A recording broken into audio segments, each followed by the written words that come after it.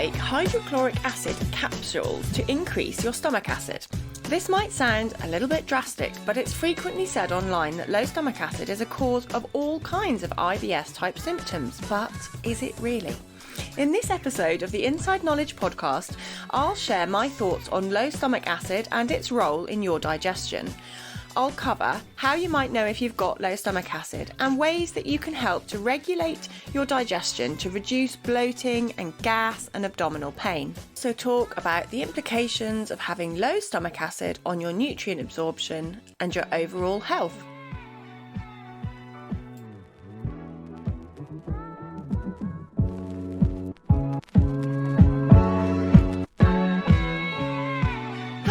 Welcome to episode 55 of the Inside Knowledge podcast. I'm Anna Mapson. Today I want to talk about stomach acid and particularly about low stomach acid and not having enough. I think I will do a separate episode on high stomach acid or managing reflux because that is a kind of separate issue. And as I was planning all the things I want to cover in this 20-minute episode, it just felt like I wouldn't be able to give it enough time if I just focused on them both. So we're going to just talk about low stomach acid. And firstly, let's just get into what is stomach acid. So interestingly, we produce about 1.5 litres of stomach acid every day, which is a huge amount. If you imagine a big 1.5 litre bottle on your table, we're producing that amount of stomach acid every single day. And it's really important in helping kickstart our digestive process. It's very, very acidic as well. So, there's the pH score, and the stomach acid is normally about 1.5 to 3.5 on the pH level. And so that's where we want it to be. We want it to be really, really acidic. Now, the reason it doesn't burn your stomach is because there's a kind of mucus lining inside the stomach bag, which helps to protect the lining. When it's working well, stomach acid helps to break down proteins that we eat into peptides so they can be better absorbed. So it's kind of activating the chemical breakdown of food. In the stomach, there's a whole mashing up of food, like muscular squishing of food together to try and break it down. And then there's also the beginning of this chemical digestion process. Another really important role of stomach acid is it's there to kill harmful bacteria and pathogens that want to get in through our food. So this killing off of bad bacteria also happens when stomach acid is high, and without it, we can be at risk of infections like SIBO, small intestine bacterial overgrowth, or other things like Clostridium difficile that can come in through people having low stomach acid. And it's sort of activating some of the digestive enzymes that happen in the small intestine as well. So the production of acid in the stomach also triggers the digestive process later on as the food gets down to your small intestine. And I'm going to come back and speak about that in a minute, about B12 and the importance of B12 specifically. But also there are other nutrients that seem to rely on having good enough stomach acid, which includes iron, calcium, magnesium, and as well as those B vitamins that I mentioned. So it's really important, basically, is the message that I want you to get out of this first intro. Stomach acid is really key to helping us better absorb the foods, the nutrients that we get from our food, and just digesting our food well. Some of the signs that you might have low stomach acid would be feeling very bloated, particularly feeling like you get full very quickly and your food sits in your stomach for a really long time. It doesn't go down, you feel like very heavy, and particularly when you've eaten a high protein meal. So if you've eaten a lot of meat, and this is sitting heavy in your stomach for a long time, this is a potential sign that you have a problem with breaking down that protein. This feeling of fullness or like it's sitting for a long period in your tummy might also lead to additional belching, like burping air back up, and then also just ongoing fermentation of the food, because if it's not properly broken down and then it gets into the small intestine, that's where bacteria can start to get to work on it. But then also, like I said, it's not activating some of those digestive enzymes which do further break it down in the small intestine. So it just leaves you feeling very heavy, uncomfortable, and a lot of the symptoms which are very similar in IBS. Now, one really important thing I want to stress here is that there is no evidence that having low stomach acid can cause reflux. You will see this absolutely everywhere online, that people who've got low stomach acid, it can lead to you having heartburn and a burning of your esophagus. That is only down to the sphincter at the bottom of your esophagus, the pipe that travels down from your mouth to the stomach, coming open, and then whatever is in your stomach, the contents of that, coming back up and burning it. So there's no link between low stomach acid and having reflux. But what you can get is a low stomach acid that has contributed towards things like bacterial overgrowth in the small intestine, which is then causing a lot of bloating and fermentation of the foods that you're eating. That creates gas in your small intestine. So inside the torso, you're getting this abdominal pressure pushing back upwards.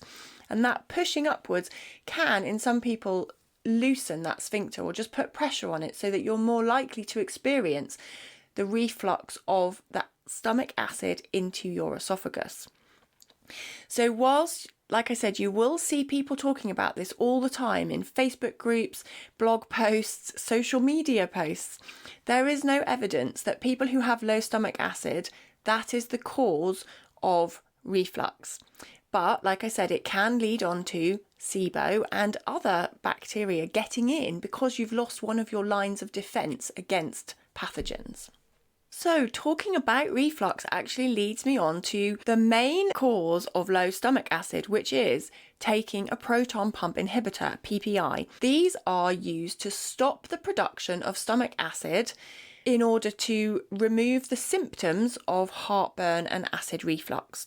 So they block the cells in your stomach lining from producing stomach acid. So having heard why stomach acid's so important, you might be thinking, oh, well, I don't want to take a proton pump inhibitor to block the production of stomach acid because stomach acid's really key and I need it. However, it's also really important that you don't burn your esophagus with acid because that can lead to conditions like Barrett's esophagus, where it's actually changing the structure of the cells in the lower part of the esophagus due to repeated exposure to acid from the stomach, and that can potentially lead on to esophageal cancer. So it is really important in that condition to keep on taking that. There are lots of other reasons why you would take a proton pump inhibitor. Sometimes when you get given antibiotics, they will also give you one, and that is in order to protect the lining of your stomach. Also, if you are someone who takes a lot of painkillers, particularly things like ibuprofen, so I'm talking about non-steroidal anti-inflammatory drugs, things that are often given short term for inflammatory pain like joint pain, muscular pain, that sort of thing. If you're someone who regularly takes these drugs, then you're also going to need to take proton pump inhibitors or something to reduce down your stomach acid. And that is because they can really affect the stomach lining and can lead to stomach ulcers if you take a lot of painkillers like that. Particularly if you take them on an empty stomach, they will end up damaging your stomach lining. Another cause of low stomach acid could be a bacterial infection called Helicobacter pylori or H. pylori. This bacteria is pretty common. Most people have it, but not everyone will have a problem with it. So it's when it gets out of control and overgrows, then it produces this enzyme that neutralizes our stomach acid. You can have a test for Helicobacter pylori with your doctor, and that is a really good way to rule out problems with stomach acid. Often a stool test is one of the best ways to look for the antigens to this bacteria. And if you are found to have it, sometimes it's treated what's called with a triple therapy, which is 2 antibiotics and a PPI. And you take that for 2 weeks or so, but your doctor would do that for you. So it's worth getting a test for Helicobacter pylori if you are concerned.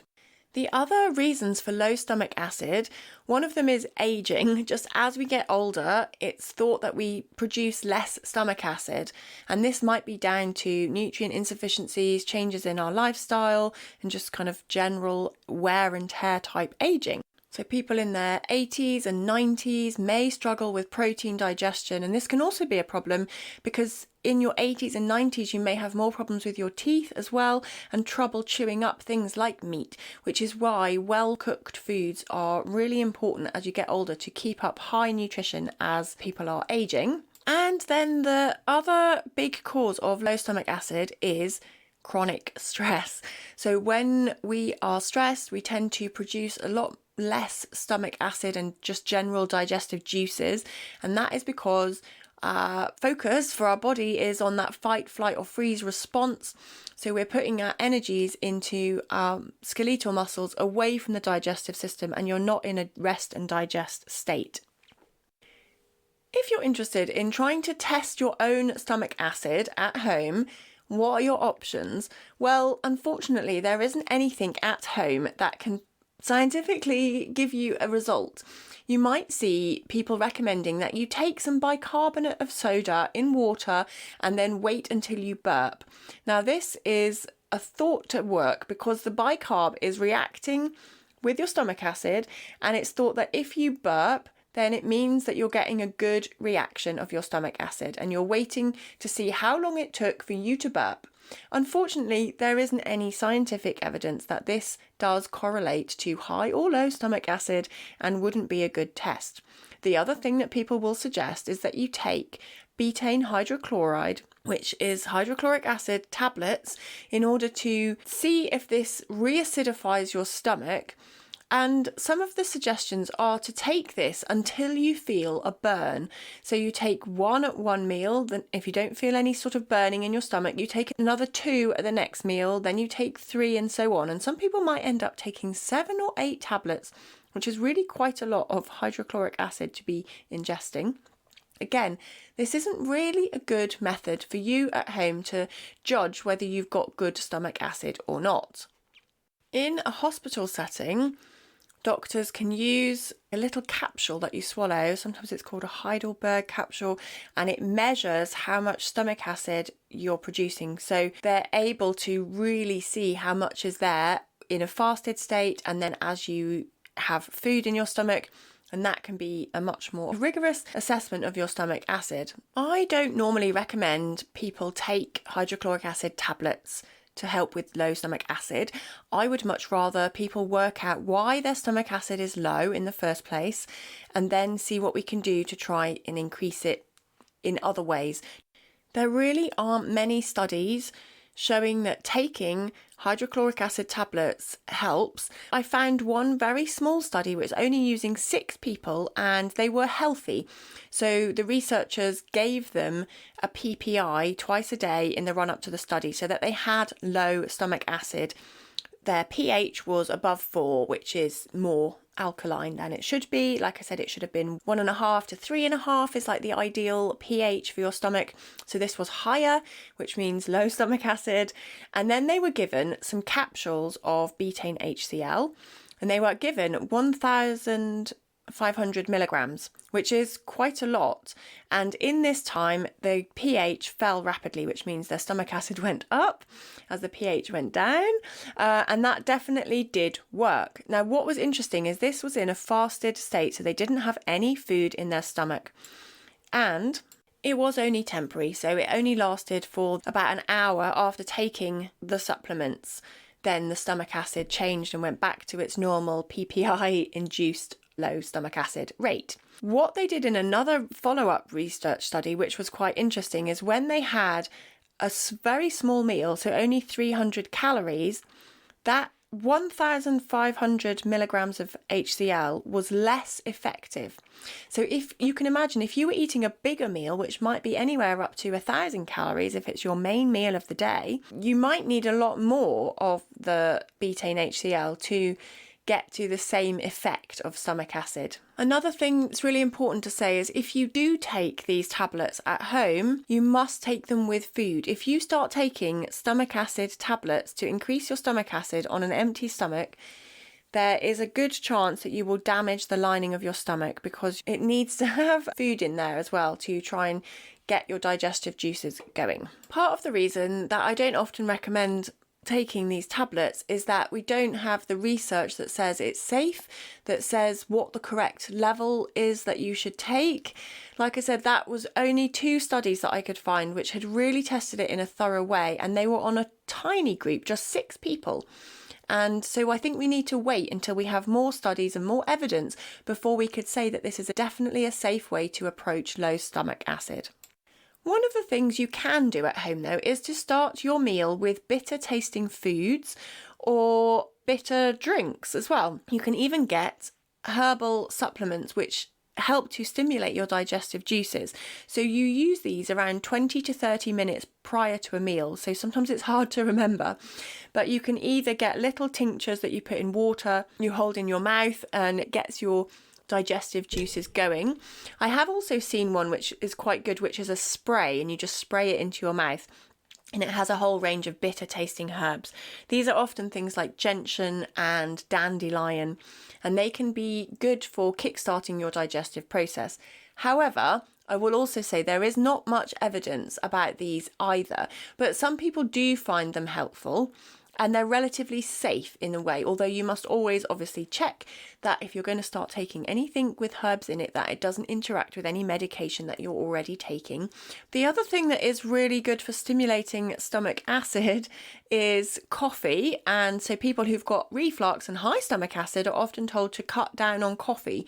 So that is something else that helps to increase your stomach acid, but also just any bitter foods.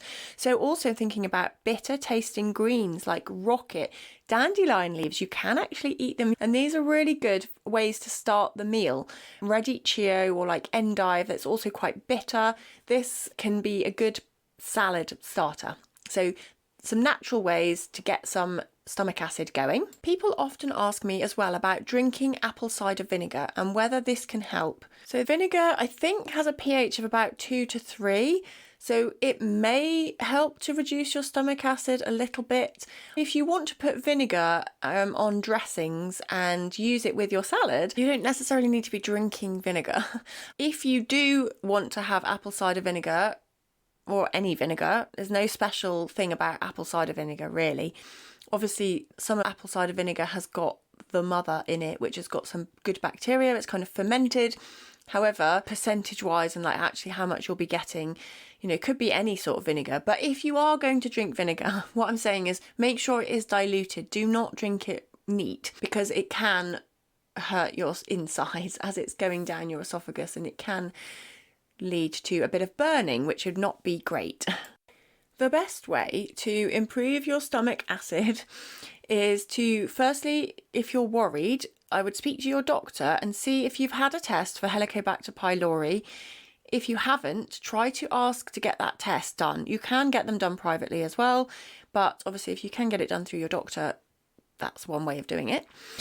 Check that you haven't got that, because if you have, it can be treated, can be tested again, and check that you're okay. So that's one way to remedy it. The second thing though is to really work on your mindful eating. So go back and listen to episode 2 if you've never heard that episode, which is one of the first things I started off on this podcast shouting about, is how important it is to eat slowly, chew our food, and sort of manage your approach to digestion, getting into that rest and digest calm way. I know this is much harder to implement than taking a supplement, and so it feels easier to take something or just to want a quick solution to, whereas actually changing the way you eat, it sounds really basic, but it has got an impact. About 20% of our gastric acid secretion is done through the cephalic stage of digestion. So that is like the brain stage. Before you even put any food in your mouth, you are kickstarting the process of digestion by engaging with the thoughts of food, thinking about the smells, the texture, what it is you're going to eat. So a really good thing for you to do if you're worried about low stomach acid would be to start thinking about food 30 minutes before the food. Take a little bit of time to chew your food really well when you do eat it. Sit upright at a table if you can. Sit upright, chew the food, put your knife and fork down in between each mouthful, and just really make sure you're eating slowly and as relaxed state as possible. There could be lots of reasons why you might have some issues with digesting certain foods, or why food sits heavily in your stomach, and it might not just be down to low stomach acid. That is why ideally you will go back to your doctor and ask them about this, or work with a nutritional professional who specialises in IBS or SIBO, someone like me. And if you want to work with me, I offer 3-month programs called the Gut Reset, where I will take you through a whole series of food reintroductions, supplement changes, and lifestyle changes that will be tailored to you and your specific needs. Okay, I'm going to leave it there for this week. Thank you very much for listening to this episode of the Inside Knowledge. Better digestion for everyone.